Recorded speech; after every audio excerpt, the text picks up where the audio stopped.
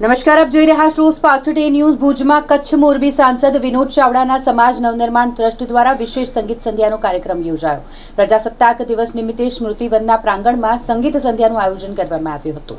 2001ના વિનાશ, ભૂકંપમાં જીવ ગુમાવનાર અને શહીદોને શ્રદ્ધાંજલિ અર્પણ કરવા એક શામ શહીદો કે નામ દેશભક્તિ કાર્યક્રમ યોજાયો। પ્રખ્યાત સંગીત કલાકારોએ પોતાના મધુર સુર રેલાવી દેશભક્તિનો માહોલ સર્જ્યો।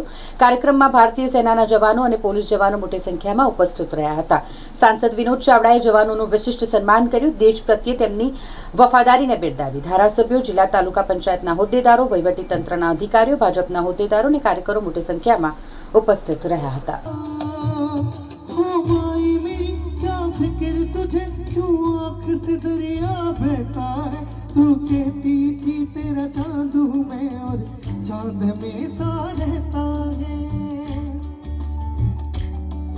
तेरी मिट्टी में मिल जावा गुल बन के मैं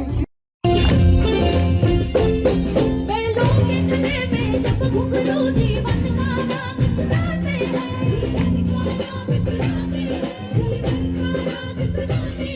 26મી જાન્યુઆરી પ્રજાસત્તાક દિવસ નિમિત્તે સમગ્ર દેશની અંદર આજના રાષ્ટ્રીય તહેવારની આપણે ઉજવણી કરી રહ્યા છીએ।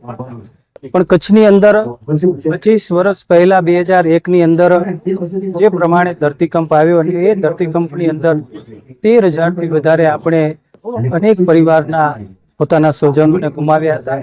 તે સ્વજનોને યાદ કરીને દર વર્ષની જેમ આ વર્ષે સ્મૃતિવનની અંદર આજે એમને સ્મરણજલીનો કાર્યક્રમ, જે આપણા વીર જવાનો છે, શહીદ થયા છે, એમને શ્રદ્ધાસુમન અને સાથે સાથે એક શામ શહીદો કે નામ આજે આ કાર્યક્રમનું આયોજન કરવામાં આવ્યું છે।